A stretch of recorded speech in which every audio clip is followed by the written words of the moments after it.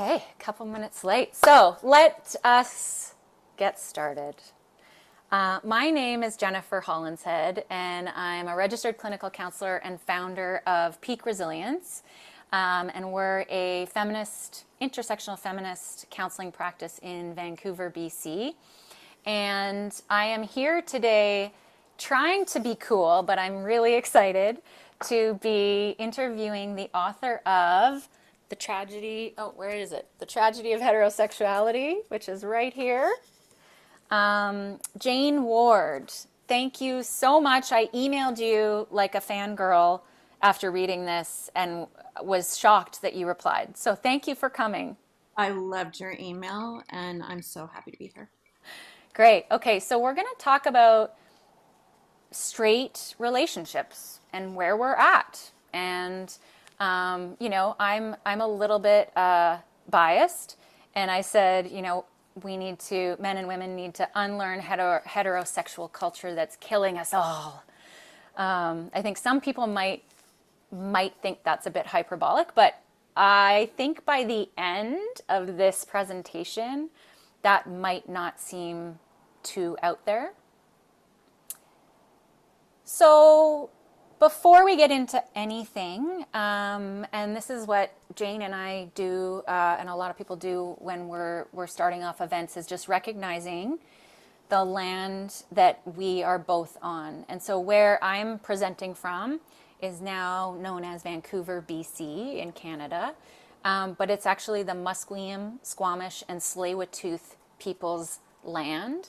And I mention the land that I'm on, and I'm sharing this graphic here for a website called nativeland.ca, where if you don't know the indigenous territory that was the land that you're currently occupying, you can go to this site, you can learn more, and it's a whole organization, and they're going across the world and they're building and growing. So it's really exciting. Jane, where are you at? Down in Cali, right? Yeah, I am coming to you from Tavangar, which is the greater Los Angeles basin. It's the occupied and unceded land of the Tongva and Gabrielino peoples. Awesome. And so the proceeds of today's donation event, first of all, thank you so much for coming. We are going to be recording this. We are recording it. And if you aren't able to make the live session today, we're going to send you the recording. And so one of the reasons, if people are kind of new to gender and sexuality, it's directly tied to colonization. And so that's not only do we acknowledge the land that we're on and that we're occupying in a small attempt at truth and reconciliation, but this is really tying into our conversations about gender and sexuality today. Do you have any other thoughts on that, Jane? Well, when we But just get a few. right, when we get to our discussion about the gender binary, maybe we could talk just for a minute about its links to settler colonialism because most indigenous people around the world had much more interesting and complex gender systems than the two gender system, the binary gender system that in many ways it got used by the church in Northern Europe, by wealthy landowners in Northern Europe as a way to oppress and control the peasants of Europe. If you can make people believe that they're of two different kinds of groups, and if you can get all the men in a given place to invest in patriarchy, it's a really good divide and conquer strategy to control a people. There's a whole story about where the gender binary comes from, how it gets used in medieval Europe to control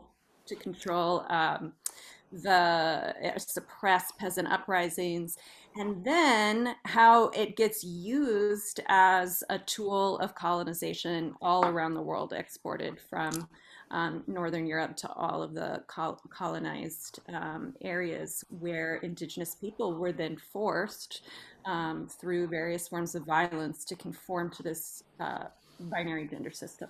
In a nutshell. In a nutshell. Oh my gosh. Yeah. Thank you for that. So and actually just to go back, so talking about the proceeds of today's session, the proceeds on our end, on the Vancouver side, are going to the Downtown East Side Women's Center, and they primarily serve Indigenous women because it's unfortunately Indigenous women that are ending up homeless on the Downtown East Side a lot more. So, and then the LA Community Action Network, what are they up to, Jane? I'm excited. Yeah, so they're an amazing Black-led organization in LA, and they have multiple projects, but the one that I'm doing some fundraising for is called Eco Hoods, and it's a tiny homes community that is being built in South LA, and all of the homes are being built to be using environmentally sustainable materials, and they're is an investment in Black leadership in this community. So I'm very excited that I'm going to get to give some of these funds to their project. Awesome. I mean, it's Canadian, so I apologize. How Where's our dollar right now? strong the Canadian dollar is right now. And let Eco know. Yeah, exactly. Okay, so here is just a little disclaimer, because when I talk to a lot of people who read the book, or even, I sent out your podcast where you were talking about the ideas, and there's some defensiveness that can come up when you're talking about something being tragic, or something, having problems with it. And so I loved, that's one of the reasons why I loved your book as well, is because you talked about being a lesbian, writing this to your straight women friends from a caring place, from like this like genuine like worry and support. And so some people I've noticed get a little bit defensive when we're looking at some of these things. But the way that you wrote the book was so beautiful in the care that you had. Thank you for saying that. I feel a little bit like it's going to make me cry. I mean, you know, I have far more straight women friends than I have had in most of my adult life because I'm now a parent. And so, once we had a kid and started to meet, the parents of our friends, our kids' friends, we just became very close with a lot of straight people, especially the moms, because women are typically the people who are actually engaged with their children's education. And I've watched many of those women, again, people I met through my child school, but also my colleagues, feminist straight women, um, go through divorces and just experience some of the most basic, predictable forms of sexism. And I can talk about this later, but basically, what it brought up for me was a lot of grief and sadness, and it brought up for me a lot of intellectual and political questions too about what it meant that lesbians had um,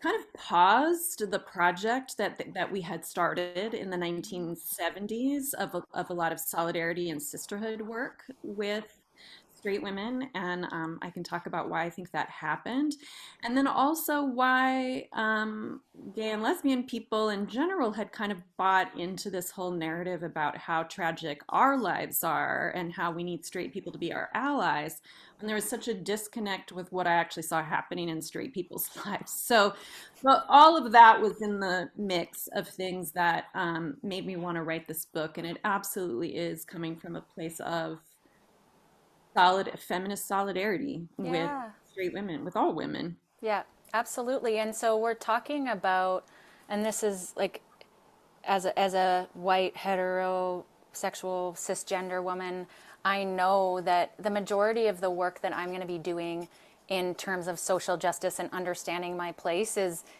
accountability work, and learning and listening a lot. And so, I often talk to the men in my life about, like, I am terrified too, like, this is really hard. I've done a lot of things as a white hetero cis woman that I was socialized to do that I wasn't necessarily aware I was doing, that harmed other people. And so, so with the care and love, we're also, with care and love, looking to hold accountability.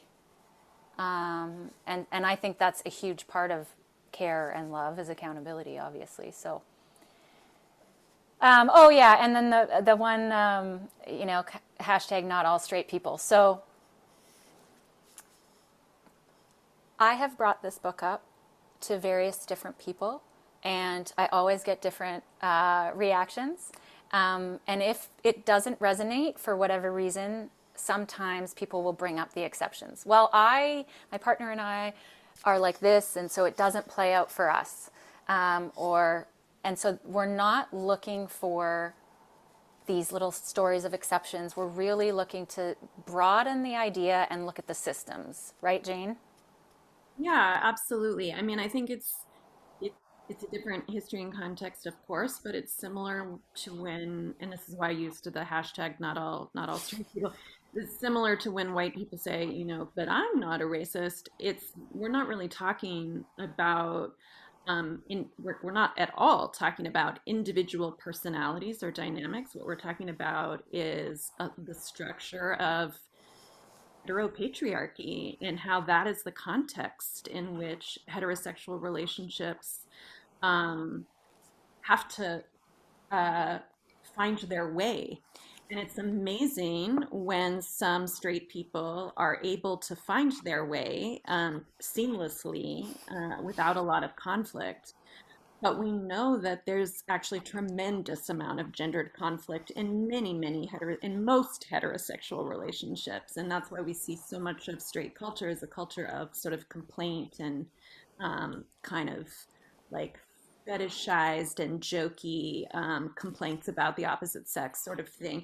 And so really this is the way I hold this question is I'm interested in the structural context, which I call the misogyny contradiction, the fact that to be a straight man in particular, the expectation is that you love women, that your sexual orientation is a sexual orientation formed by your love of and desire for women, and yet that love for women is um, trying to express itself in a broader context that a culture that normalizes men's hatred of girls and women. And we don't really, I mean, fortunately, Jennifer, and unfortunately, we're having this conversation right now at a time when the evidence of institutional misogyny is so plain, as we're watching the kinds of conversations that are happening when Judge Ketanji Brown Jackson is being interrogated by all of those white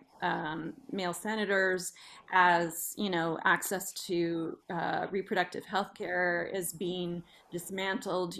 So this is the context. It's about centuries of patriarchy that cannot just be undone like that. So I really see heterosexuality as in a long and extended time of healing. Um, and I'm super excited to talk about what that healing needs to look like. Yeah, absolutely. And that's another reason why forced is a strong word, heavily recommended people in my life read this book, because it feels so hopeful that it's not just men versus women, that we're up against the same thing that's harming all of us. So we've done a few things here. So our agenda today, this is the first time we're having this conversation, so we're going to try and work the timing out. We have 2 hours today to talk through a little bit of how we came to this work, Jane and I, how I came to Jane's book, all of that. Primer on what is the gender binary and what are some common traditional gender roles and how does that impact us. What is heterosexuality versus heterosexual culture? We're going to talk about the misogyny paradox or contradiction, which is what you already mentioned. And then it's more like, where are we going? Exactly what you said. We are ideally on a trajectory of healing.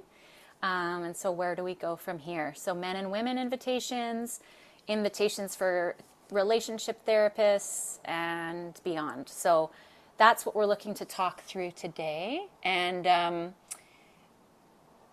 I guess, yeah, we're going to have a little poll. We're going to have some questions and answers. You absolutely, if you want to put anything in the chat, if you have questions, by all means. So,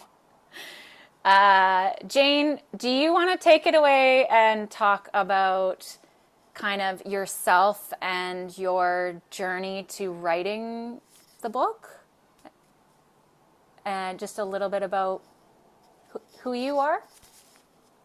Sure. I unfortunately I'm getting a message that my internet connection is unstable. Are you able to hear me? I am hearing you. It kind of, was sticky there for a while, but looks good. Okay. So hopefully I'm not gonna break that. Yeah, I mean I have been teaching and writing in sexuality studies department and in the field of gender and sexuality studies for um gosh, for about 15 years now. That's 15 of 19 years as a professor. And this book is my third book. And it's it kind of followed my second book in a way that made sense to me. I don't know if it made sense to anyone else, but my second book was about um, Uh-oh. with other men. And, what are the Okay, just contexts? wait 1 second. Can you hear me? Yeah. You cut out for 1 second. You said your other book is, and I'll fill in the blank, men who has sex with other men. Yes. Okay. Straight identified men who have sex with other men. Yeah, and it's about the kind of sexual contact that happens in fraternities and in prisons and in the military and hyper masculine environments where straight men make sexual contact with other men. And it's specifically focused on white men and how white men are able to do this without the kind of pathologizing analysis of their sexual behavior that gets applied to men of color. And so, anyway, I was spending so much time thinking about straightness and the contradictions of straightness and the stories we tell about straightness. And at the same time, spending a lot of time listening to straight women.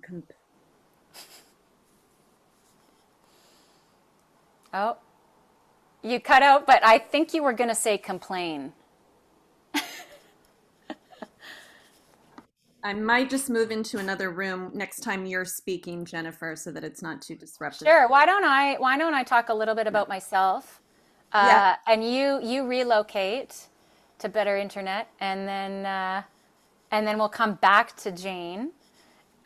So I'm Jennifer. I also go by Jen or Jenny, depending on how many Jennifers are in the room.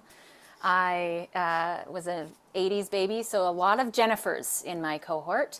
I went to school for pre-med and then I found alcohol in boys, and so I really strayed away from science and also found psychology. And so I got a BSc in psychology as my undergrad. And that's where I started working as a crisis worker at a domestic violence shelter. No experience. They put me on the midnight shift and, said good luck. I ended up getting really good training. And the training and supervision I was getting was how to recognize the subtle ways that women and people who are being abused resist that abuse, and how to help survivors and victims find their own power again, so that they can figure out what they would like in life and if the relationship's working for them or if it's not a good fit. And that was a really intense time, I think, in my life. And that's when I wanted to do my master's. So started doing my master's degree on weekends and working as a counselor, became specialized in trauma. And so helping anyone who has had really tough things happen. Maybe they have post-traumatic stress disorder. Maybe they have resulting mental health symptoms. And then I subspecialized in sexual violence and sexual trauma, which was both interesting and difficult because I have my own history with sexual trauma. And so it was really meaningful to me to do the work. And what I noticed when I was working with clients, trying to reprocess their experience with sexual violence, the more I brought in ideas of feminism and feminist theory and anything related to social justice or social activism, the clients felt better faster, and I felt better faster. We started taking the shame and the judgment and all of the negative, harmful beliefs, and we started actually putting them onto the systems that are responsible for them. So that's where I got really into like feminist therapy and supervision, and that's where I created Peak Resilience because I also kind of had a vision for where we joke that it's therapist heaven. Because I just found that I would often burn out at different jobs in this emotionally laden work. And so that's another thing we've created at Peak Resilience is just way more autonomy and personal control for the counselors doing their work. I'm a daughter, like I said, 80s kid. I am married. I have lots of friends in the LGBT community, in the straight community. And I think what really, really makes me hopeful about this book is I have a almost 5-year-old son. And I don't want to have him be harmed by the harms of heterosexual culture. So this is really, really strong and meaningful for me and means a lot that you're here. So I don't know if you were listening while you were relocating, Jane. Yeah. Yeah, and I hope my internet problem is fixed. Okay. Looks good so far. So then, Jane, do we need to know anything else about you? Oh, other question. So you went from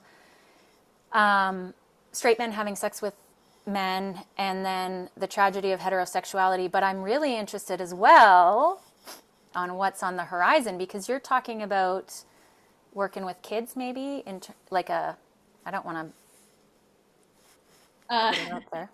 you Maybe know, that project has shifted a little bit. So I have a couple of things that I'm working on right now, and one of them is a book about what I think it's going to be titled "Other People's Genitals," and it's a book about genitals and when, if ever, we are entitled to care about other people's genitals or to um, entitled to be informed about the shape of other people's genitals. And so, I'm interested in, what is the difference between a context like a medical context, a legal context, a public bathroom context, and then a sexual context, because of course genitals are also, fleshy pleasure centers, and we have preferences for different kinds of body parts.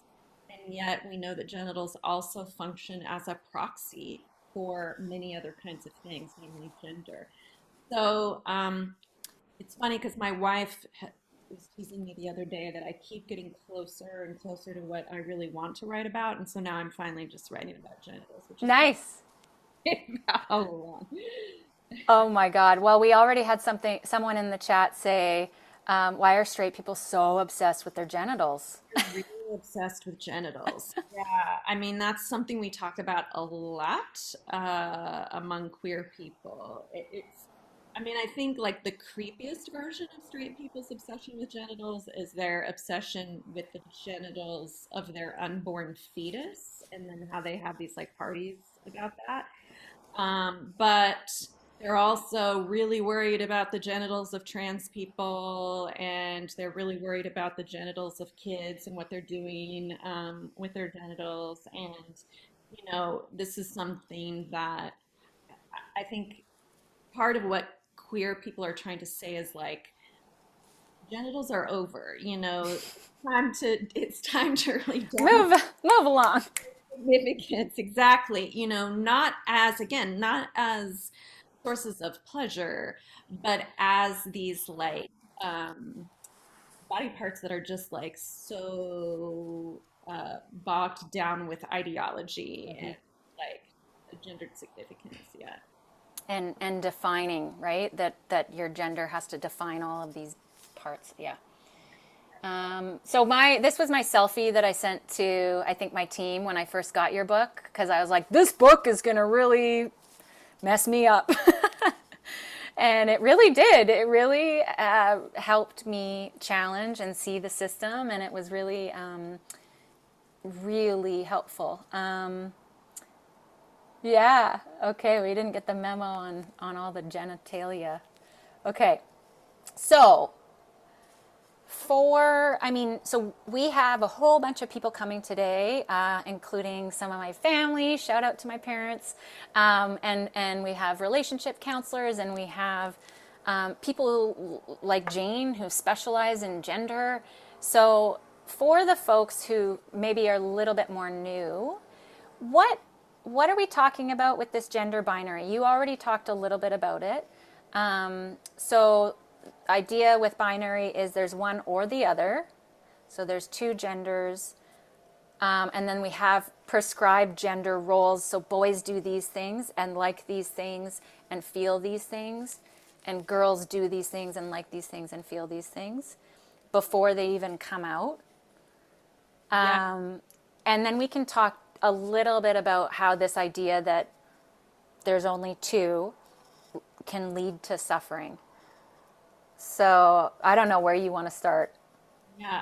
So absolutely, everything that you just said. I think also, the gender binary isn't just an idea, it's a set of practices. So it starts, and it's not just an idea about how there are only two genders, but that there are two genders that are opposite from one another and are, assigned very different kinds of power and opportunities and obligations and so forth. But the practices, we used to say sex assigned at birth, but now with all these like gender reveal parties and sonograms and everything, I think it's more accurate maybe to say like sex assigned in the womb, sex assigned Yeah. at birth.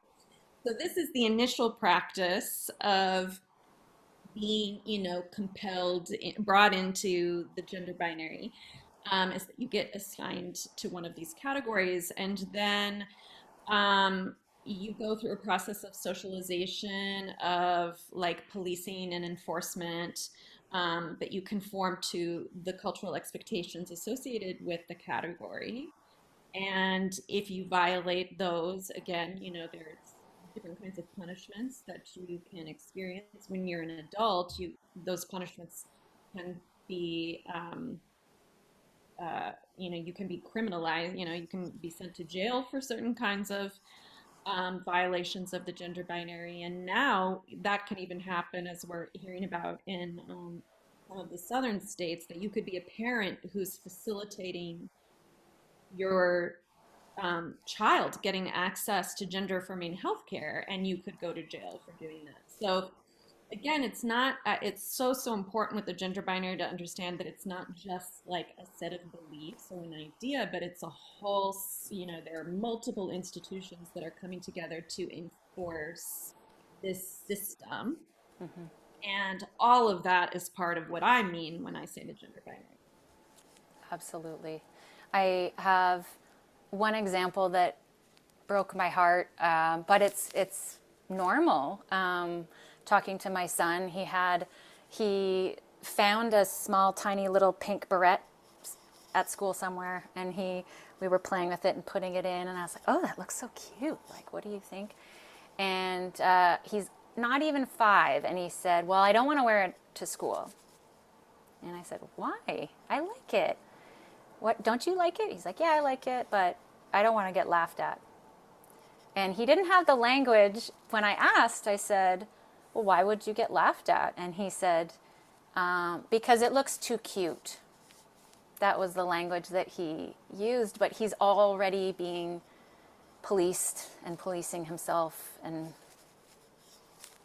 but Yeah, I mean, this is why you can see it really clearly with kids that gender identity and gender expression in certain ways are kind of empty categories because we think that they're aspects of the self, but often they're just survival strategies. So, yes. a kid basically could be a kid who doesn't like a lot of attention. Like what's in their personality is that they don't have the resilience to withstand all of that, teasing. So they make a set of gendered choices to avoid that. And then we think, oh, that's their gender identity. They've found it. They're expressing themselves. Really, what we're seeing is a lot of just adaptation to the gender binary. Yeah. And danger and oppression from it. Yeah. Okay. I'm going to see if I'm missing any before we get into heterosexual culture. One question that I have for you, and just your thoughts on how the gender binary can be harmful for men. Because I think we have a lot of women here today and non binary folks, and I would be curious, and if there's anyone in the chat that wants to put in examples of the suffering that men can have from the gender binary. Are you asking me? Or Well, I'm asking the chat, asking you, like my example with my son is just like a tiny, tiny, small one. We notice that the idea, obviously, the biggest one that I can think of as well is the idea that boys and men aren't supposed to show weakness or vulnerability, and just how that impacts their lives and their meaning and connectivity and depth of emotion. We've got having to posture in hypermasculine spaces, blocks to intimate connections, absolutely. My ex said that he would prefer if I was thin so he can have me as a trophy to impress other men versus being comfortable with my body in its gorgeousness. Having to man up instead of being expressive, vulnerable. Yeah. Men are valued for their emotional, or their money to provide. It's just so gross. yeah. I mean, I think the mental health consequences for men are, cannot be overstated, of masculinity, internalized masculinity and internalized patriarchy. Um, Sometimes people like to focus on the real material consequences of masculinity for men. And I do think that's important. The stress, the high rates of depression, the undiagnosed mental health issues, the isolation, the lack of intimacy, all the things. Um, and I think also what happens for men is that the process of being implicated um, in the maintenance of patriarchy, the process of harming women through your entitlement and your disconnection and your the presumption of your own importance, that that actually, I think men feel at some level that they're moving through the world like that. I think it's sort of um, makes men not fully human. There's a way that that's a pretty dehumanizing experience to be harming so many people and know at some level that you are harming other people and not being able to find your way out of that. And this is why, it's not until men can really start talking about that, own up to that, that they're going to be able to see that they too have an investment in changing the system, and that they'll want to do that for their own freedom, their own liberation Totally. as humans. Exactly. So, okay, so we talked about the gender binary, and the idea, obviously, of heterosexuality is that you are sexually attracted to someone with the opposite sex. So we're going to now touch on, like, we're not saying that any sexuality is tragic, right? We're talking about more so the culture that is surrounding this idea of heterosexuality. And so something that you wrote in your book, actually, before I read, the fancy words, we'll look at these pictures from the Instagram account Hets Explain Yourself, because these pictures, I think, are the perfect image to show, like, why are we doing this? What's happening? So this one down here is husband getting a sweet kiss from his wife and holding a sign, I'm assuming that she organized, saying, helping with housework so you can get lucky is called chore play. And it's just a cute, funny little joke that I help with the housework, and you owe me sex for that. Just a funny little joke, but it's also actually the source of a lot of rape in marriage, unfortunately.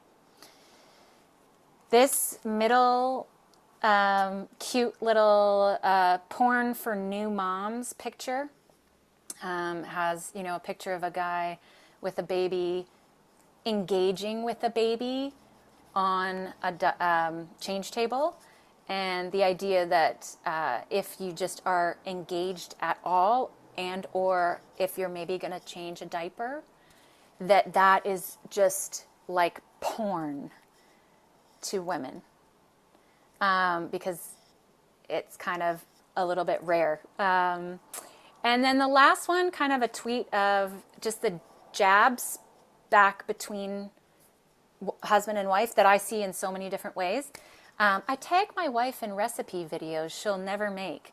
She tags me in home renovation videos I'll never do. It's a fun game we like to play.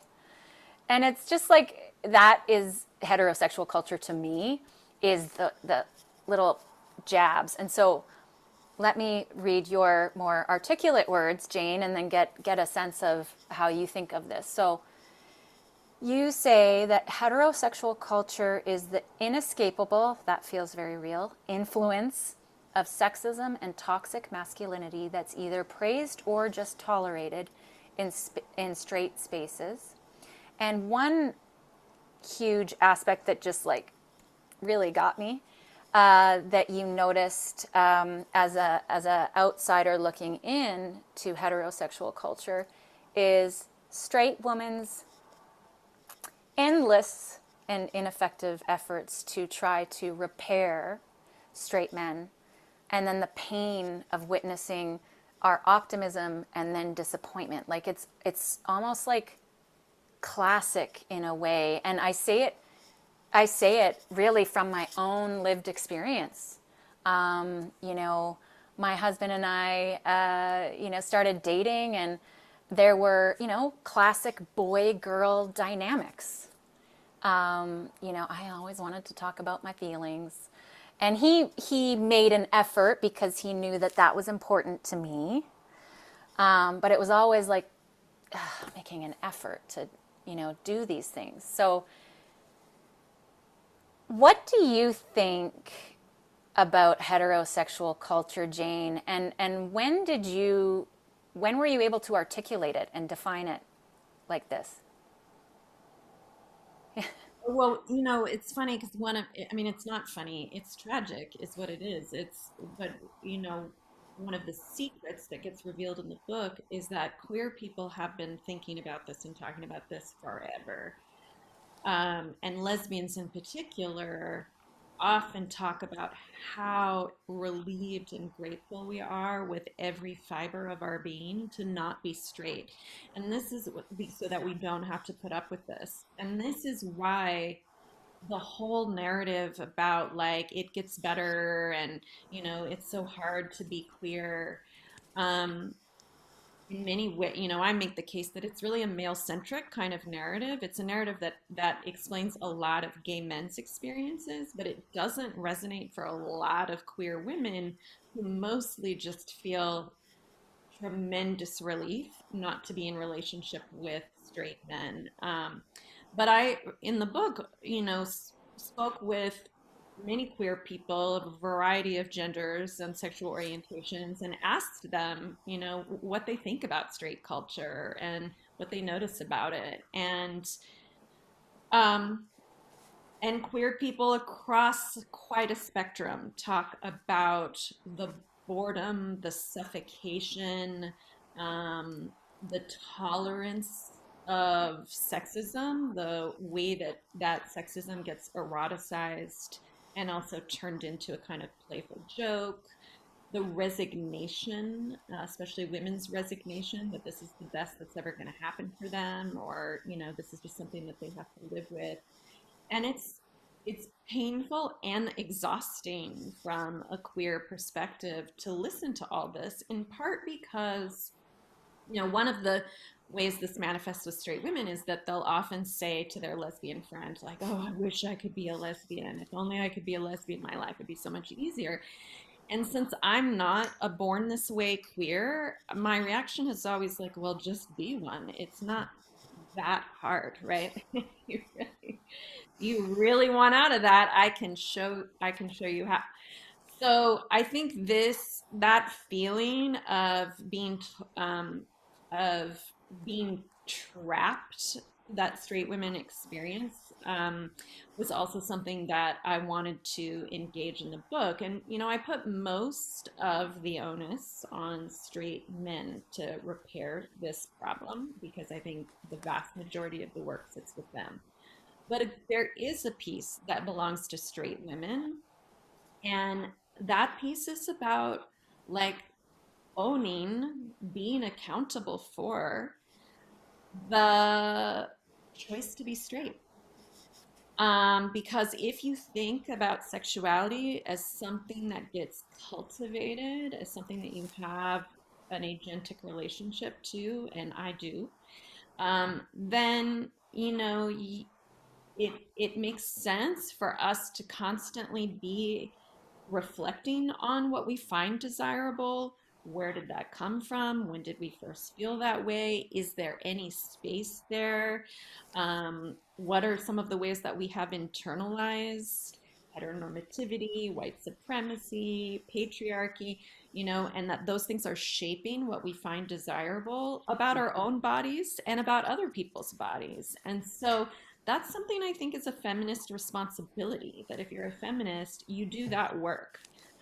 You don't leave your sexual desire unquestioned, because we know that sexual desire is one of the things that it's a realm where patriarchy has fucked with all of us, right? And we have to go there. We Mm-hmm. have to go there. So, and I feel like straight women often just don't go there. They're just, I'll ask them, like, well, I just listened to you complain about men for an hour. So why are you attracted to men? And they're just like, I don't know. So this is the piece that I think straight women need to work on, is like much, much more self-reflection around Mm-hmm. their own desire. Exactly. We're asking ideally asking men in relationships to do all of this self-reflection. And I think the biggest question and the most simple question is, what's in it for us? What do we like about it? Why? And so, and we're going to touch on, because someone wrote in the chat, kidding, not kidding, but how do you become a lesbian? Email me at Yeah, exactly. w@ucr.edu. Yeah, like just and we will be, one of the things I came across most recently is the lesbian manifesto document online that is very much like, you know, have you ever questioned this or that or this, and it's maybe you're a lesbian, and it really yeah. Vinny is going to be emailing you. Okay, so I think, in my opinion, so far, what I've noticed, and I'd be very curious about you, Jean, this idea of the misogyny paradox has been hard for the men in my life to understand or kind of swallow. And so the idea behind it is the cultural expectation that men should like women or love women, even as they are socialized into a culture that normalizes men's hatred of women. So, what are your thoughts about the misogyny paradox? I think you gave some really good examples in your book, and like you talked about the hitting on industry. What's that called? You did, yeah, yeah, yeah. Yeah, I mean, a lot of the gender binary is about circulating this story that men and women are two really different kinds of people. And, maybe the classic text is men are from Mars, women are from Venus. There have been more recent ones that just kind of recirculate the same idea, and now um, some of these books that rehash those ideas are written for particular target audiences. So Steve Harvey, who's a Black actor, comedian, wrote a book called Act Like a Lady, Think Like a Man. And it's basically just like repackaging what appears in John Gray's book, For Men Are From Mars, Women Are From Venus, for a Black audience. And so, and you really can't overstate the influence of John Gray's book. It was the best-selling book of the entire decade of the 1990s, and it was translated into, I don't know, it's like over 20 different languages. And um, and it's funny because everybody bought that book. Other books like the Five Love Languages, a lot of people have that book still, and they use that framework of my love language. And that guy who wrote that book is a total homophobic, patriarchal asshole. So when you think about like the self-help industry and all of these books that are shaping how we even, talk about what is a healthy relationship, they're written by these white men who have a deep investment in male power. And, one of the primary messages of John Gray's book, I mean, the main message of John Gray's book is that men and women are so different that they're from basically two different planets, but they also don't really like each other at all. They don't enjoy talking about the same things. They don't like each other's company. They would prefer to mostly, to take um, major important rituals like the night before getting married and do those separately, because of the whole, narrative about like this is your last day of freedom and just all of this like deeply loathing kind of stuff that's built into the traditions of heterosexuality. You can also look like the baby shower. This is supposed to be this moment that this couple is bringing a new life into the world together. And yet there's a tradition in straight culture that this is something that only belongs to the woman in the relationship, and she's only going to have invite other women to this. Like these sorts of rituals look super bizarre to queer people, and they look like they they mark an absence of intimacy, but beyond that, also they appear to look like alienation and dislike. Um, John Gray also talks about how men need a man cave and women need to be touched 10 times a day, and men don't want to listen to their wives at all, but they have to fake it in order to, make the marriage work. And, if you always will have to express um, endless amounts of gratitude every time as a wife, every time you get your husband to do the smallest thing like take out the trash, because men thrive on feeling needed. And so what's his name, the five love languages guy talks about this too. He says, men generally speaking, their love language is gratitude. And so if a man, changes a diaper or just anything, like some basic thing that any human should do to function in the world, to clean up after themselves, a woman is supposed to be like, "Oh my God, thank you so much for doing that. You're amazing. You're such a good man." And, we still see this all the time, like all of this oohing and eyeing that straight women do whenever men do the littlest things, um, to share in the labor of the relationship and the family. So, this is what I mean in part by men's hatred of women. Of course, the most extreme version of that is sexual violence, intimate partner violence, all of the ways that men, don't like women's bodies as they are and lead women to believe that, we need to shave and diet and, um, modify our bodies in all these different ways just to be desirable.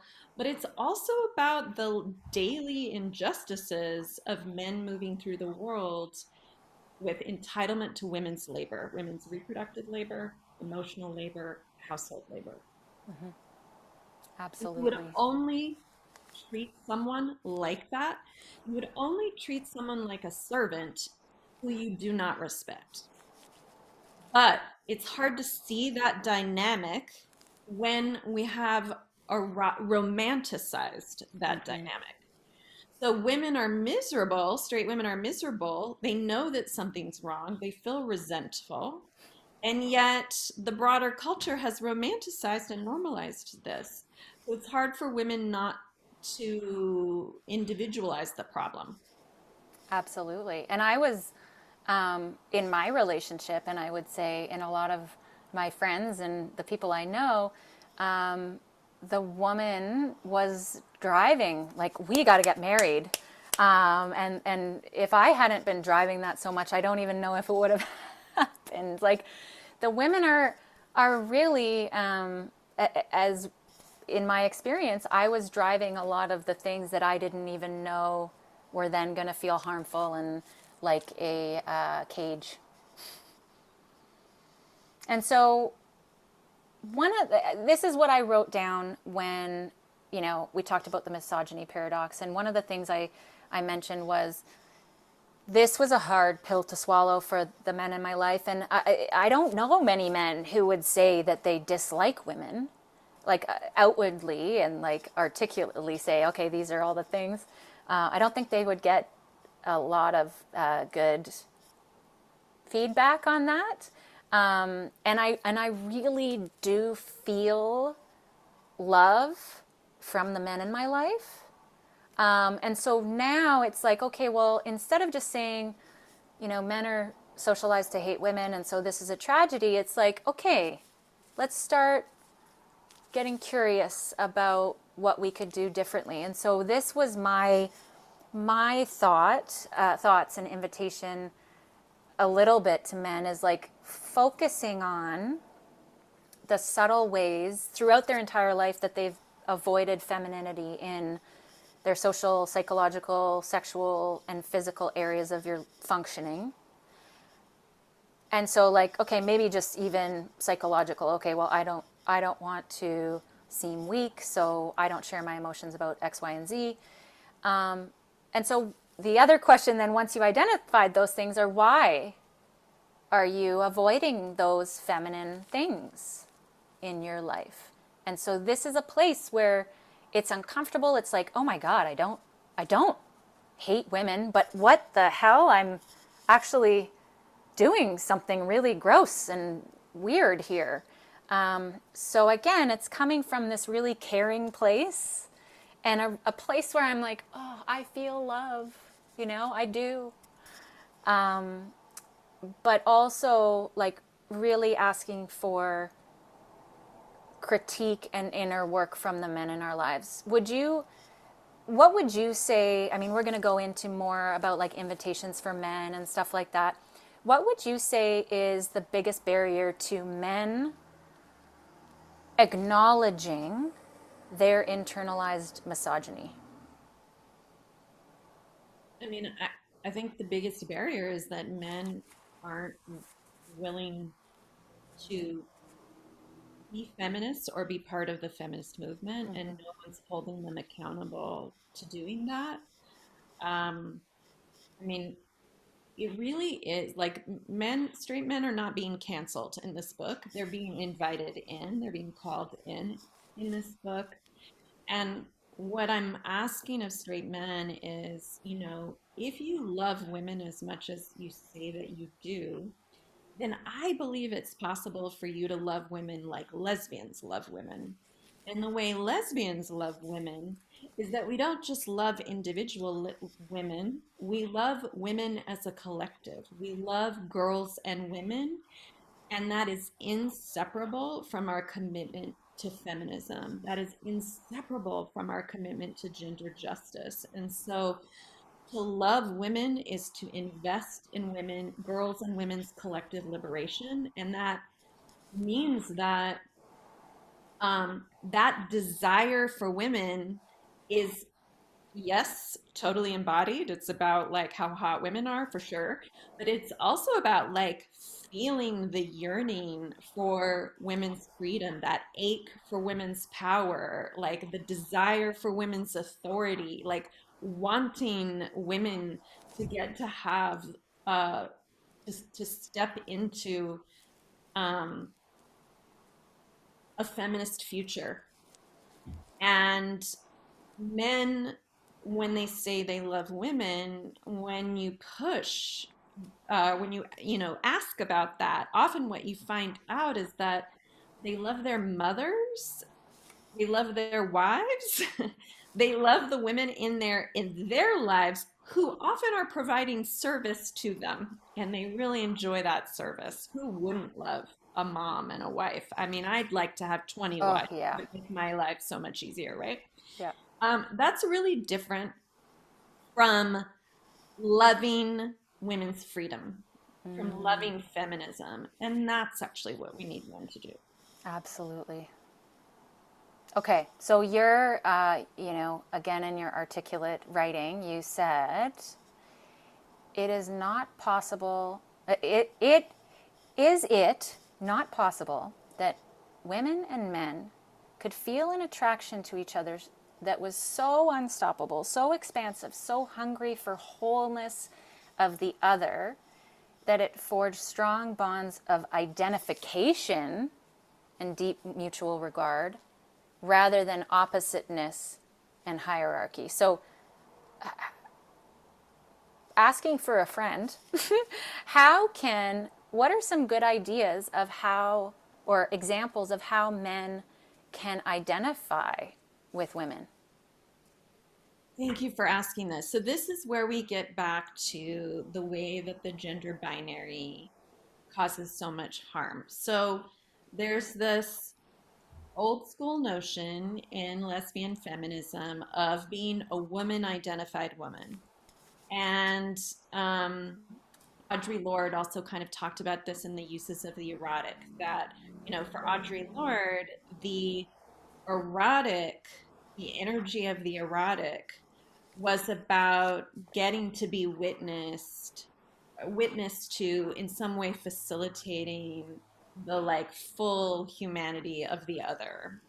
And a lot of queer writers, actually, including some gay liberationist writers, have talked about this like so much of straight culture is about opposites attract, it's about this presumption, and even people like Esther Perel, and their whole shtick is what keeps the erotic alive, or what Eros depends upon is some mystery. But that's just not the story in many queer relationships. What keeps the erotic alive is the bonds of deep, deep political camaraderie, right? Mm-hmm. The movement keeps the erotic alive. The Mm-hmm. feminism keeps the erotic alive. The understanding relationship as the chamber of our liberation. Like, what could be more mysterious and unfinished and unpredictable than fixing the patriarchy? If we understood our relationships as the laboratory where that is happening, the work will not get tired, right? So, um, this is what I mean by identification. I think men, like, why can't men be women identified men? Men who have such a strong investment in, attachment to, respect for women, that their desire for them doesn't depend on their sense that they're an opposite kind of person, but instead um, is like uh, animated by their identification with women Mm. and with who women are. And I know that's possible. It's possible to lust for women, to want to fuck women, even to objectify women that have that taking place in the context of identification and deep mutual regard and political solidarity. And I know that because lesbians do that. And so I think it's possible for straight men to do that too. Love it. And I think everyone in the chat's saying, "Oh my God, yes, thank you." So for women, what you wrote in the book and kind of what we've already touched on, if we abandoned all pretense that heterosexuality is the only option, or that it's easy, simple, automatic, predetermined, and not worth talking and thinking about, how might straight women articulate what propels them towards men despite all the difficulty? And I think, we've had conversations on my team of counselors, and I'm sure you've had conversations as a gender studies professor, but it seems like there might be a bit of a reckoning point where I think more, maybe after COVID, I don't know, but it seems like more straight women are trying to articulate what propels them towards men, and that they can't, and that they are actually going to make different decisions moving forward. And so you, I mean that they're all becoming lesbians, then exactly. that's really intriguing.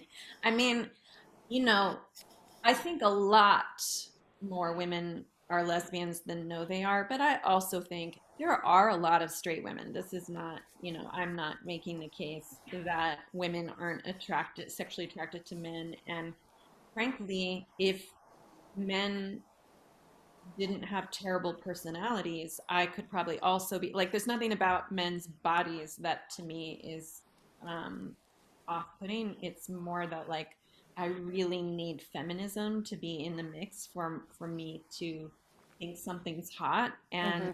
and also some gender unpredictability.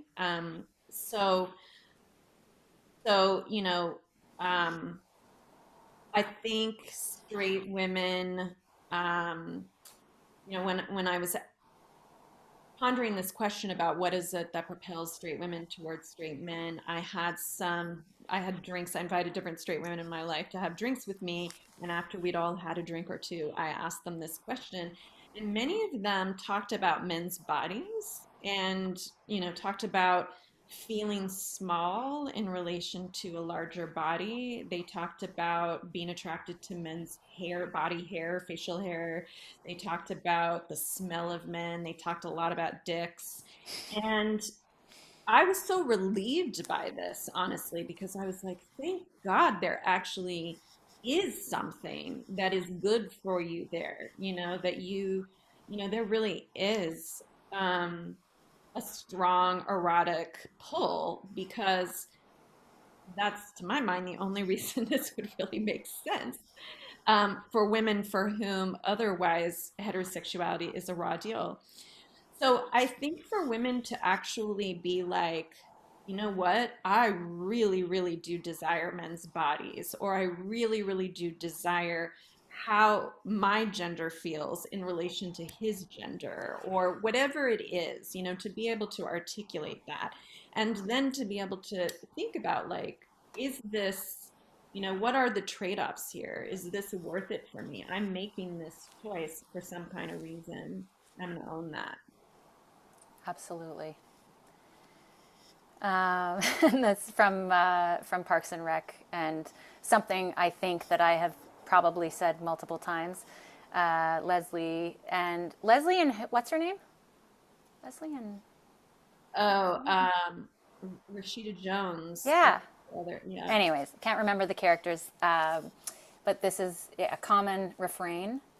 Um, I just want to actually go before we maybe potentially talk about the repair industry. Um, I was just wondering, in general, what reader reactions to your book were, because I think you and I talked about how intense it actually got, and then yeah, so I would love to speak to, or have you speak to that, about what came out of the woodwork when you released this book. Yeah, a lot. I mean, mostly from straight women. I heard a good amount of like gratitude, also some overwhelm, some feelings of like depression, resignation, and what the writer Aja Saracen calls heteropessimism, this feeling like I'm trapped basically by my sexual orientation. So I heard all of that. Men generally ignored this book, with the exception of a handful of feminist comrades who did reach out to me to share that this was a helpful book for them. Um, I think it's interesting that the book hasn't been picked up more by feminist men and engaged with, and I don't really know what that's about. I could speculate, but I won't.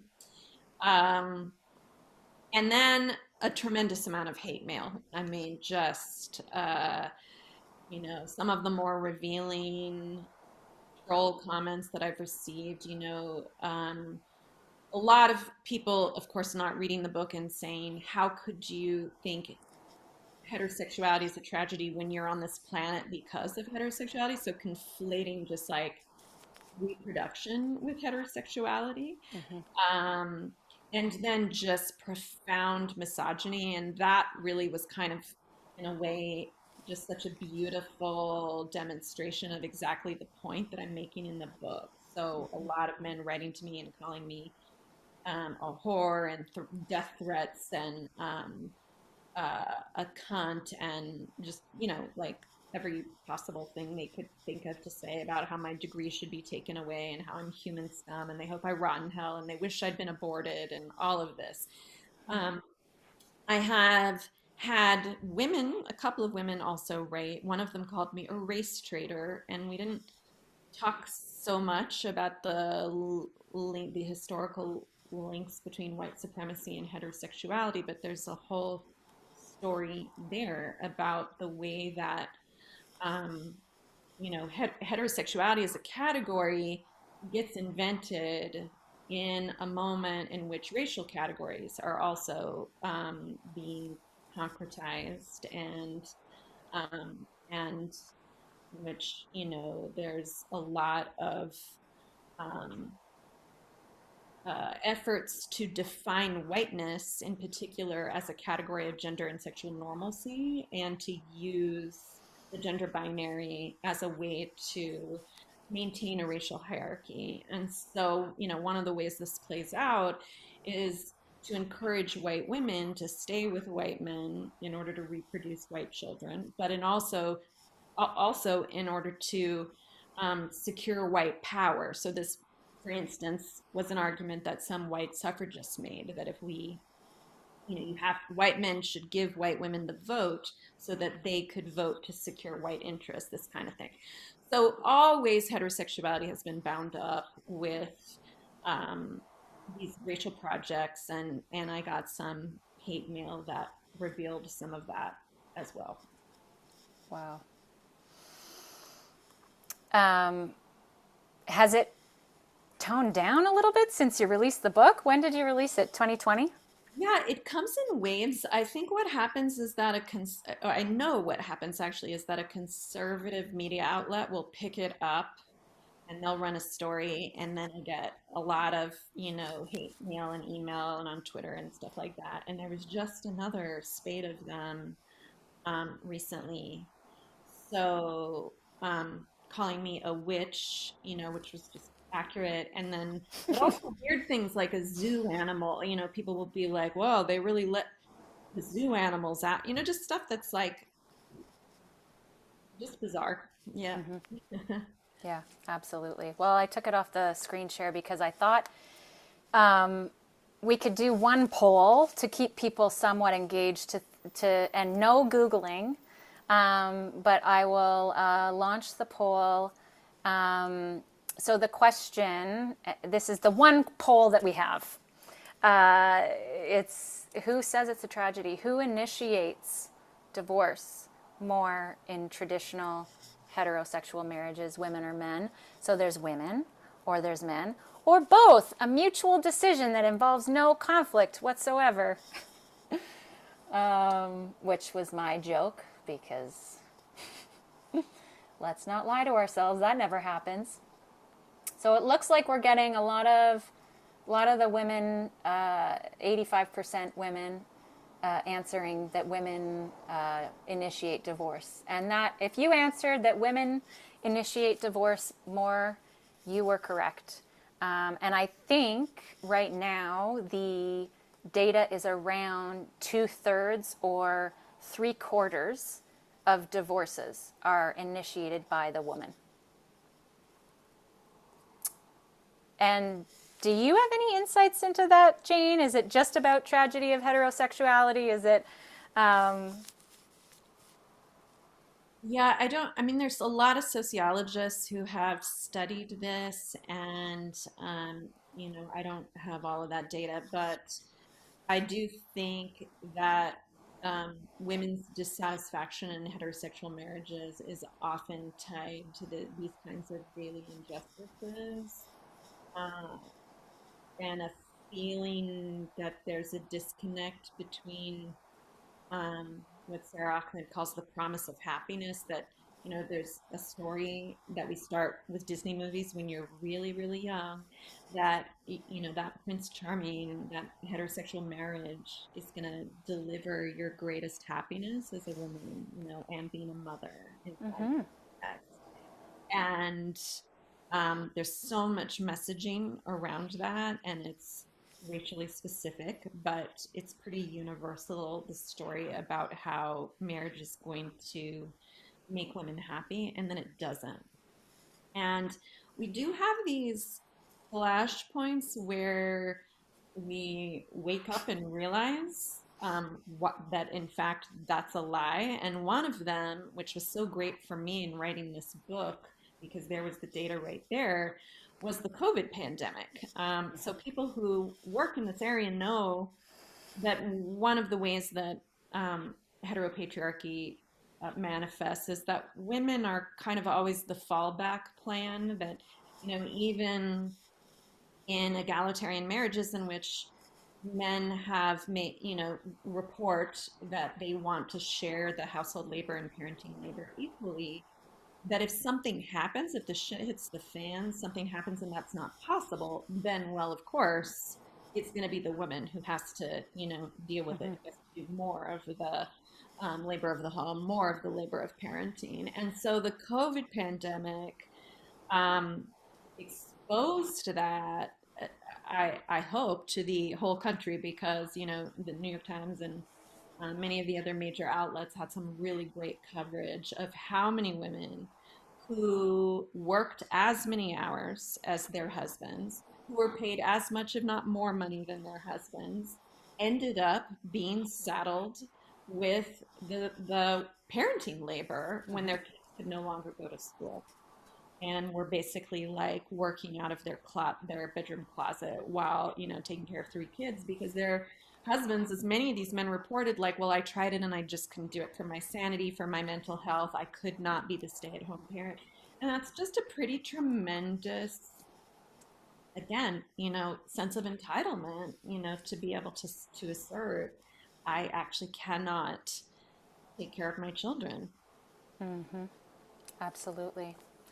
Yeah, so who knows? I mean, maybe it was the COVID pandemic. I'm also curious about people living in situations financially because of the COVID pandemic where things are even more tight, even more dire, and it's even harder to kind of figure out what your other options are.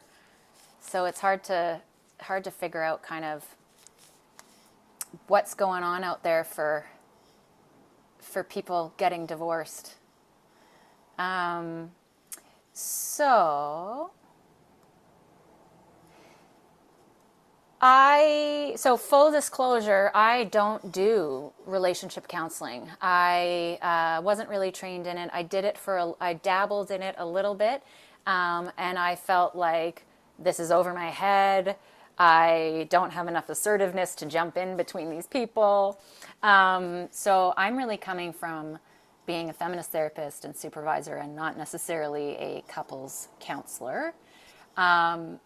But that being said, we have a lot of relationship therapists on my team, and we have talked about how do we integrate or start to this information, and how do we challenge heteronormativity and all of these things within relationship work when people are coming in for a service, they're paying money usually. And so as therapists, we're supposed to really just honor what the clients really want and what they want to talk about. And sometimes, and I think this is part of patriarchal gaslighting in the therapy industry, sometimes we're told to not talk about alternative systems because that's bringing in our agenda. And so one of the pushbacks I've heard is that if we talk about bringing in, challenging to heteronormativity and challenging forces of white supremacy in our relationship work, that's not necessarily what the clients are coming in for. So how open will they be to learning about it? So this has been a fascinating conversation. Oh, and sorry, before we go into sort of the more repair work, just want to talk through what about Pepper Schwartz's research on egalitarian relationships and how they have to work harder to keep the erotic alive? Do you have thoughts on that, Jane? Do you know? Yeah, so thank you for asking that. I saw that comment. So one of the, again, dysfunctional dynamics in straight culture is that because of all of the sexist socialization, um, many men, straight men, find that sharing the labor of the home and family is an erotic buzzkill, and many women find that men humanizing them and respecting them is an erotic buzzkill. And so many straight women will report that, Oh my God. they're not actually attracted to feminist men. And so, I wouldn't say, I'm not interested in normalizing that or thinking that that's somehow inherent. I think that's just the internalization of, of patriarchal ideas. And so, I think we can expect that in the process of what's probably going to be, again, centuries of heterosexual healing, that we can expect to see those kinds of bumps in the road, that straight people don't quite know how to sustain the erotic um, as they're working on integrating feminism into their relationship. I mean, it's sort of like, you know, when I was young, I dated until I um, decided to change things, a bunch of addicts. You know, my father's an addict. And so I just sort of played this out by being attracted to all of these queer addicts. And they were all like hot butches who I wanted to rescue and all of this. And and when I finally woke up and was like, wow, this actually isn't serving me. I keep getting hurt over and over again, and this is really harmful, and I want to be with a sober person. And then I met a sober person, and we went out on our first date, and I was like, oh my God, how do we even have sex? Like, with no alcohol. Well, Yeah, yeah. in my mind, I had so linked the erotic with inebriation, and I had to unlearn that link. You know, and there are many of those moments where we have to unlearn. You know, maybe we have linked thin bodies or conventional beauty with the erotic.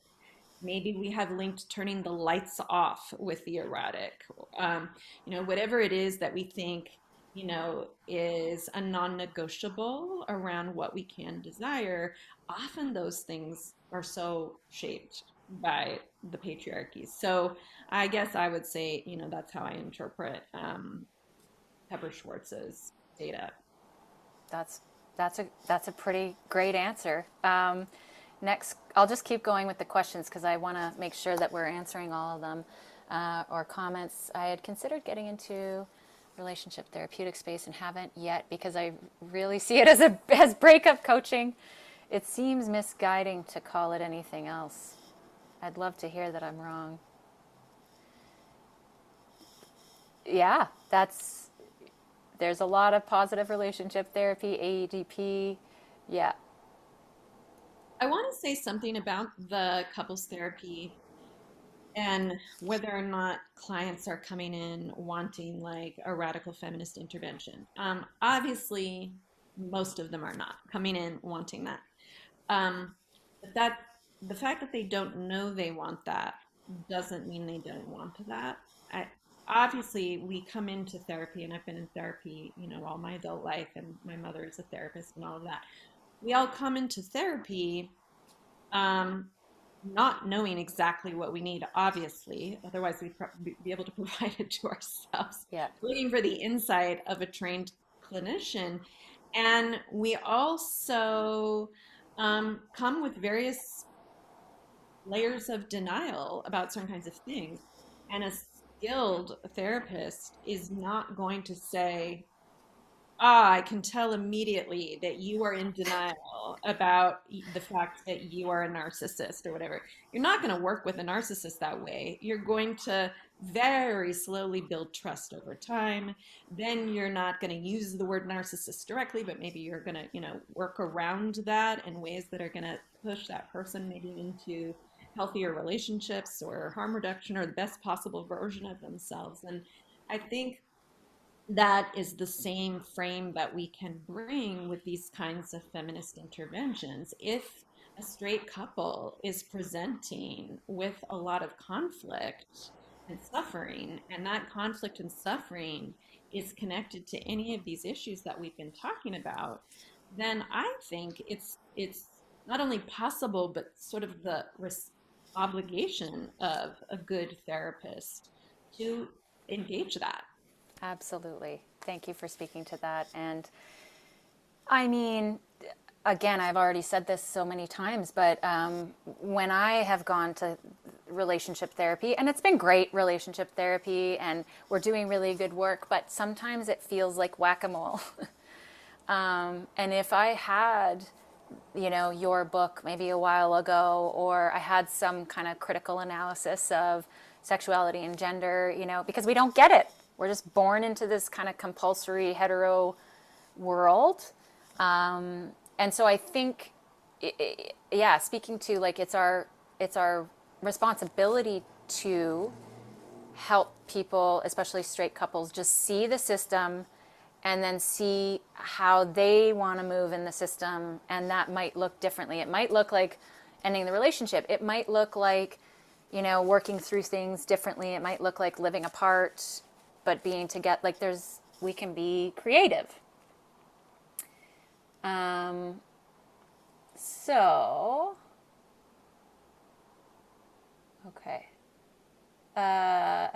Emotion-focused therapy for couples does a really great job of structuring equity and challenging patriarchal assumptions by directing attention to the system of the relationship, how people and behaviors chain together to influence our decisions and react. Yes, EFT, that's where I go for relationship work. I go to an emotion-focused therapist, psychologist, and it has been really good. And one of the things that we helped see in the system is classic pursuer withdrawer, and that even a withdrawer he's withdrawing because he's looking for safety, and the pursuer is pursuing because I'm looking for safety. And so we really did.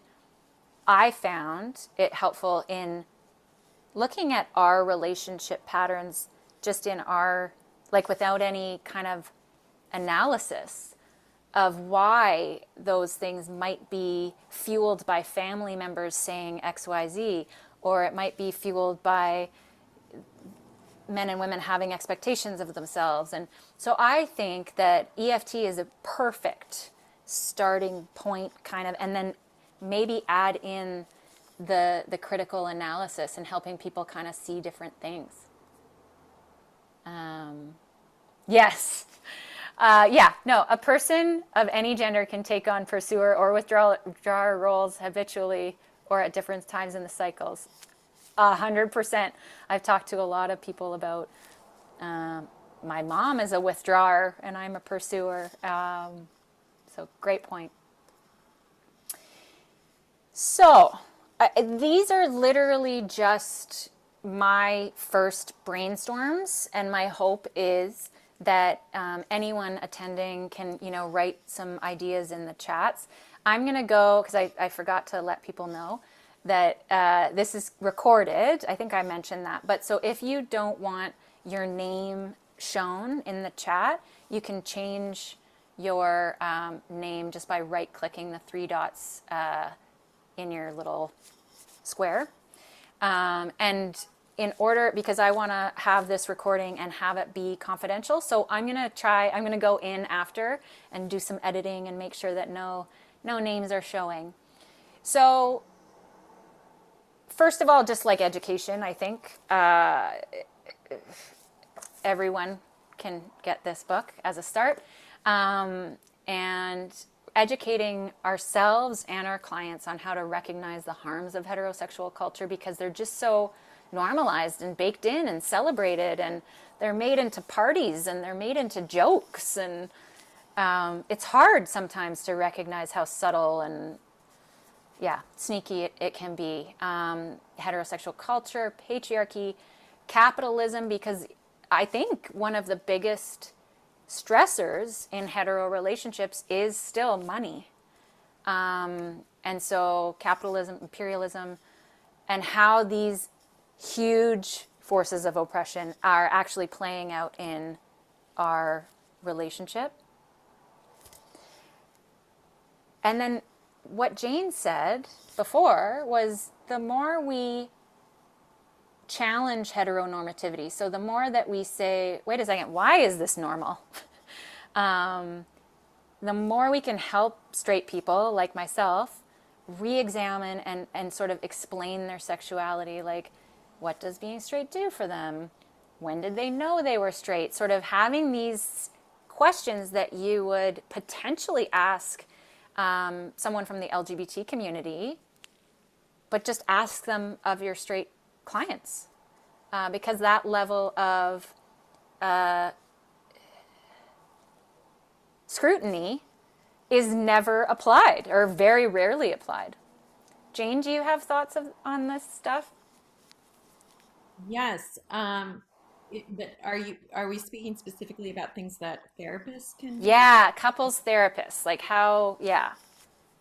Yeah, I think also um, being aware of resources that you can refer men to in particular. So, the first piece of the work for men is to, to work on their own relationships with women and, and making sure that um, they're aware of the power dynamics in those relationships and they're pushing themselves to do an equal amount of the emotional labor of the parenting labor if it's in a co-parenting context, the household labor, all of this. But then the other thing is that most people inhabiting most people who are members of a dominant group have a really hard time changing without some kind of accountability structure. Mm. And that's why it's, so important and so common for white people who do racial justice work to be part of an organization where they're being held accountable by, other their white comrades who are also doing racial justice work. And so, I've been involved with several of these different kinds of organizations where white people get together and read anti-racist literature and talk about it and process, how do we deal with when our relatives make racist comments at Thanksgiving, and what's a better way we could have handled that, and then also part of a white anti-racist organization that does a lot of like direct action and mutual aid work. And when we think about feminist men, rarely ever do we hold them accountable in this same way, expecting them to be part of a men's group, a group of feminist men who are working through a lot of this stuff together, or being part of a feminist men's, a larger organization that actually, helps bring men in, plug them into doing feminist work. And so, in addition to like the relational therapeutic piece, this other piece is really, really important because that's the accountability structure. Because if you're a straight man and your wife or girlfriend is your only accountability structure, then that's a tremendous amount of pressure to put on that one woman. And it also is personalizing the work rather than understanding that this work is much bigger than your relationship. So I would say therapists need to be holding this in view and thinking about like, what are some of the external resources, men's support groups, things like this that have a feminist angle that they can refer straight men to. Absolutely. I love that. Thank you. A couple other points just to talk through. You mentioned deep heterosexuality, and practicing that, and that what does deep heterosexuality look like for men and women, and it's going to look totally different depending on obviously the individuals, but it's about identification, respect. What else would you say would you view deep heterosexuality to be? Yeah, so the way I talk about in the book is that it's about liking women so much that you actually like women. So it's about taking heterosexuality to its deepest and logical conclusion, which is that if straight men love women so much, they will um, invested in women's happiness and freedom. And no, again, I feel like I'm at this point just kind of repeating myself, but it just is the truth, which is that we have a word for what that means to invest in women's happiness and freedom, and it is feminism. And so men have to understand feminism as deeply relevant to their own lives and relationships, and as something that's theirs to own and inhabit. Absolutely. And then, T-shirt that basically says, "Have you tried feminism?" And it as mu what I mostly want to say to most straight people, like, "Oh, I have an idea. Have you tried feminism?" yeah.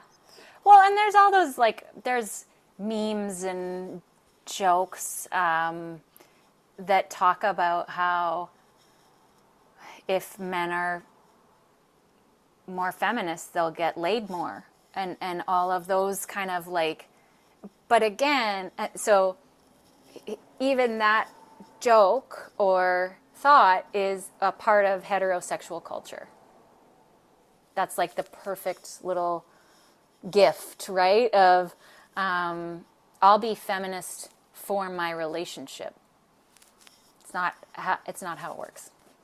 It's definitely not our highest, I think our highest value or our highest goal. But, these things are often developmental and people have to take baby steps. And sometimes for straight men, it can be helpful in walking them down this path to point out that heterosexual sex is better if women aren't actually faking orgasms. Heterosexual sex is better if the woman that you're having sex with actually really wants to have sex with you, these kinds of basic things. I often do with undergraduates, these are 18 to 21-year-old young men in my classes, begin kind of at this place of like, let's interrogate why you would be interested in having an unequal relationship, and how that's impacting the quality of the sex that you're having, the communication that you're experiencing.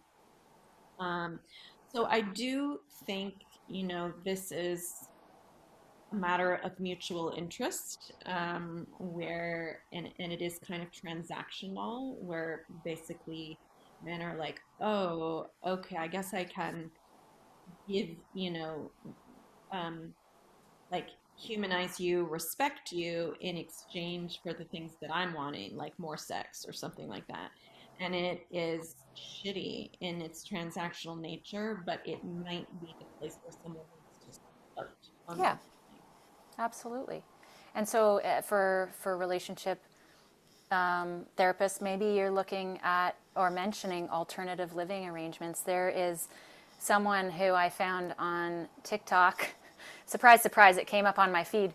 But she just said, there is no way I will ever cohabitate with a man. I'm absolutely heterosexual. I've got a beautiful, loving boyfriend. There is no way I will ever cohabitate with a man because I just can't. I lose myself. I lose my ability to have boundaries. I do more of the housework. I just fall into it, and I can't do it. And I thought that was like, oh, you can just you can just live differently. You could just say, well, yeah, I'll be in a relationship with you, but we're not going to live together.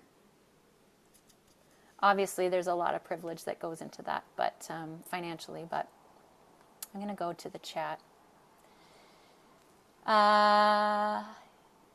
So unfortunately, a lot of therapists are not feminists, and I think this has been an experience for a lot of women I know who can go to therapy and experience just more gaslighting and more, well, you need to do X, Y, and Z to better the relationship. So, yeah, without that critical analysis or feminist piece, it's hard to see. So, okay, do we have a perspective on Terry Reel's model of relational life therapy as a school of couples therapy, which aims explicitly to dismantle patriarchy within the hetero relationships? I literally haven't even come across that, so I don't know. Sounds great. Jane? Haven't heard of it. Yeah, okay. We are going to look that up. Thank you, Normandy. And yeah, feminist spaces for men, I'm going to get back to everyone who signed up today. I think you can do your own Googling, and the men in your life can do their own Googling. But that being said, Jane and I will put our brains together and come up with a couple of key places to look. I mean, One, I'll say right now that one of the things that I find interesting in the way that this is playing out in, um, organizing communities is that often the best feminist work for men is being done as like a affinity group or a subcommittee inside a racial justice organization. And but what that means is that often these are racially segregated kinds of feminist projects. So there's a group in the US called Organizing White Men for Collective Liberation, and it is a feminist men's organization, and they're trying to do really intersectional work, um, and they do webinars and things like that for men to explore these kinds of issues. And then I think, in like Black Lives Matter chapters, and other Black and Brown organizations where we now see more leadership by women and specifically queer women and queer people more broadly. There's some good gender breakout work that's happening, but it's happening within this different kind of context. But I will do some looking for something more maybe therapeutic given, the context that we're talking about today. one of my favorite marriages is one of two women who each live and own their own homes. Yep. The idea that the source of the problem is with the person identifying it is as old as patriarchy. The source of the problem is with the person identifying it. You is that the you smelt it, you dealt it defense? Essentially, and that's happened to me quite a bit. Is why am I bringing up problems again? I'm the problem for bringing up the problems. So, can you say, Jane, again one more time the name of that men's organization? The white. Oh, we got it. White Men Organizing. You Yeah, put it in. I put it in the chat. It's Perfect. Organizing White Men for Collective Liberation. I mean, the other thing, sadly, that's just the endless consequences of the patriarchy is that many of these ostensibly feminist men's groups are more in the lineage of kind of like the 70s and 80s men's movement, where um, you know, there's a lot of emphasis on like how is how are the norms of masculinity destructive to us?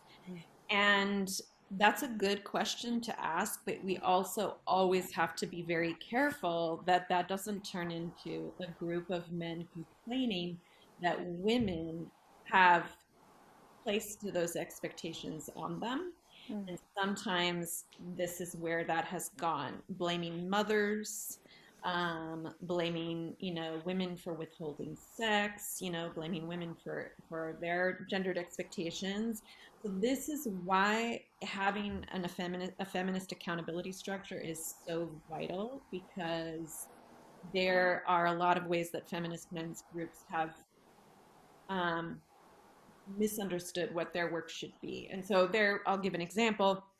There was an organization called Men Against Rape, and I think they do still have some chapters. And what they were doing right is that they were a group of men who were taking responsibility for a problem they created, which is the problem of sexual violence, and they were organizing around that. But what they weren't doing right is that in order to do that work, they had decided that they were really going to double down on masculinity and the gender binary. And so their campaign was a lot about like how men should not use their male strength for hurting women, but for like protecting women, this kind of thing. Benevolent sexism. Yes, yes, exactly. And so, um, so, it makes sense. Any dominant group is going to make these kinds of mistakes along the way. I'd rather that men are doing this work and making mistakes than not doing the work at all. Absolutely. Yeah.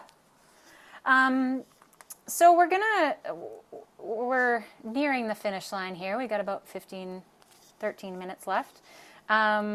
I want to end, and as I said before, if you want to change your name so that your name doesn't show up in the chat, this is where I'm really excited to see what brainstorming we come up with. So the I'm just excited about the possibility. Like, what if more and more and more and more, and eventually most people, most hetero relationships, what if we practiced deep heterosexuality? What's possible? And so, okay, like what's possible in our straight relationships? And so maybe that's like all of the great things like better sex, mutual respect, equality, a whole bunch of better connections and more meaning and all of that stuff that can happen in our relationship if we practice deep heterosexuality. But what happens in our communities if people are practicing deep heterosexuality, like where men like women so much that they actually like women? And then, yeah, what can happen in the world? I mean, I I get really excited about when you say, Jane, that we're on, 1,000-year healing journey. That seems about right for where we're at. So, more sex is the first brainstorm of what's possible. What do you think, Jane, is possible in these areas? Like, what do you visualize? What's your fantasy? Yeah, I mean, I think what it would look like is that women get to be with men from a place of desire and solidarity rather than coercion or economic precarity or conformity or like a thinly veiled eroticizing of the gender binary. And that's very exciting to me. I mean, I would also say that I don't think do we even have the language to imagine this because we, as humans, have never had it. Yeah. So, in a way, what we're doing is inviting in a possibility, like we're looking out at a distant horizon of something we know we want. I mean, we know what we have now is not working. Um, and so I think in this long process of healing, it's also going to be a long process of, you know, sailing in the ship as we build it, of creating this feminist future. Absolutely. Okay, let's go see the chat. Way, way less violence. 100%. More financial freedom. Better childcare. Free healthcare. Yeah, no, what we have now is not tenable, and it wasn't tenable when we started COVID, and we were all like, this isn't sustainable. What are we going to learn? And here we are. And these comments are coming from the brilliant and wonderful Helen Shamus, who I went to college with and who is now a therapist, a Oh, feminist. nice. Yeah. Shout out to Helen. Nice. Yeah, I mean, I think it's a wonderful dream to hold and to fantasize about, and to think about. Okay, well, we don't have a map for this, so what could it look like? Love to you, Jane. Awesome. So I don't know if anyone has any, other thoughts on what's possible with if we practice, if straight people practiced deep heterosexuality, um, celebrating women, WNBA worship, absolutely. Thank you, Kristen. You just went to a game, I think, too, in Seattle, Kristen. Uh, Don't you have in Seattle a sports bar that focuses only on women's sports called Sports Bra? I, okay. Yeah, I heard about it. I think I need to go to this place. This is awesome. Not a huge fan of the name, I have to Sports say, bra. sports bra, but I do like the idea quite a bit. Yeah. Okay, so let's see. Awesome. So that is all of the content. I'm going to stop my share here so that we can see one another. So now is the time. If anyone has any more questions that you want to put in the chat, or Jane, do you think there's anything that we didn't touch on, or like points we didn't hammer home? Covered so much. I mean, I hope people, if they haven't read the book, will read the book. There's a lot more there than what we talked about. Um, and if you don't have the means to get the book or don't feel like reading a book, because I know we're all at high, maxed out capacity right now, I've done a lot of podcasts and things like that that are on my website if you wanted to do. Oh, and also there's an audio version of the book. So if you want to like take a bike ride and listen to it, you can. There is? I think I searched for it on Audible. Yeah. Okay, all right, good work. Wow, from Oh, Keisha. thank you, Keisha. Holy ditto. Absolutely ditto. So Jane's site is an amazing resource that you can start from. We're going to send out a whole bunch of links and hopefully, some new ones that you haven't seen. Lots of people's lives changed by your book. What is it like to hear that, Jane?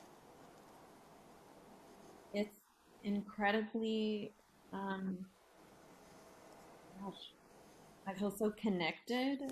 I feel like I actually did something that's helpful. I mean, it's just such a basic level. I just feel a lot of gratitude that the thing that I thought was worth putting out into the world was received in the way I wanted it to be. And that's just such a beautiful thing when that happens to us. Absolutely.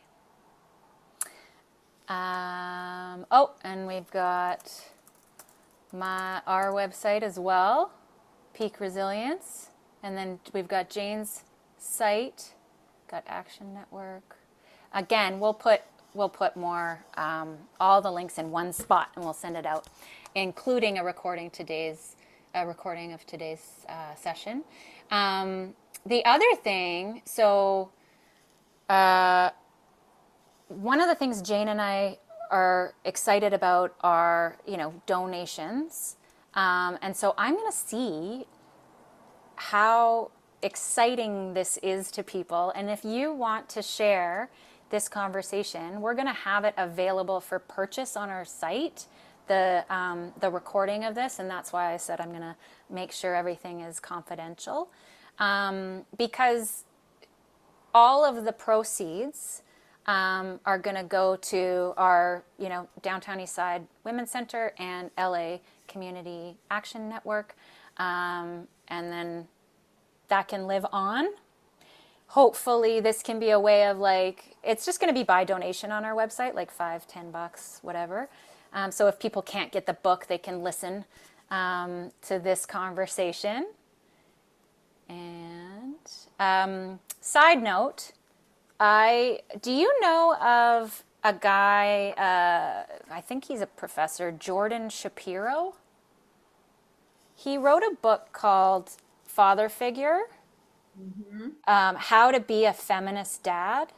Oh, that's so great. And And it's Father's Day coming up. I may have ordered 3 copies. So that's an option if you have men in your life who would like to hear feminist information from another guy. That might help them feel like it's maybe easier accessible. I don't know. Perfect. Okay. I just want to say thank you so much, Jennifer, for organizing this. I mean, one of the really exciting and unexpected pleasures of this book is that of the reception to the book is that people have been relating to it like a self-help book, and I'm kind of a self-help book junkie, and I have some self-help books that have totally changed my life. And so um when we find that book that's like really speaking to giving us language for a problem we already knew we had, or giving us some, path forward in a place where we're stuck, it's just such a, I know that feeling. And so the fact that, some people have found healing in this book, which normally with academic books, you're not supposed to hope for something like that. Instead, you're supposed to just be like imparting your findings or whatever. It's been really a joy for me. So thank you for the opportunity to speak to therapists, who are some of my favorite people in the world, doing such great feminist work. Yeah, well, my pleasure. And so we've got one last question that we can end off on, and maybe we'll include this in the links that we send out. What books have been pivotal for you, Jane? Yeah, I'm guessing that Steph means self-help books, and Mm. so I'll say. Uh, For a long stretch, I was reading all of Pema Chodron's books, and they were tremendously impactful in my life. And then now I'm pretty into Adrienne Marie Brown's books, which also have kind of a like, they're like that place where organizing and personal growth meet converge. And so I really love that. And I love her podcast. So I would say those are really, it's funny because I've gotten a lot of personal insight from Adrienne Marie Brown's books, but also modeling of a way of writing and thinking too that I found very, very useful. Correct me if I'm wrong, but she wrote Pleasure Activism, or is Yeah, that? she did. She wrote Yeah. Pleasure Activism and Emergent Strategy, and then she's done all this great work too on the Octavia Butler, on various series of hers, but especially about the Parable series that has been very meaningful, I think, to a lot of feminists who are trying to think about, what it means to survive these times that we're in. Absolutely. So Kristen said, your books have been so validating for my hetero clients who are feeling confused as to why the one thing they have been wanting so much is causing so much distress, grief, trauma. Thank you. And that's marriage. Um, awesome. Language of heterosexuality versus straight, dialectically and politically as a tool. Do you have any thoughts on that? I don't know. Oh, I'm not seeing that comment. Is that coming through From Q&A? Dr. Megan Oh, so the Suen? question is, could you repeat the question? Any thoughts on language of heterosexuality versus straight, dialectically or as a politically? Yeah. So I tend to use heterosexuality when I'm talking about sex practice, um, or a sexual desire. And I tend to use straight when I'm talking about a cultural formation. Cool. Well, we'll end on that. Good question, Megan, Dr. Megan. And thank you, everyone. Thank you so much, Jane. I'll be in touch about donations and organizing. So take care out there. Thank you, everyone. See you later.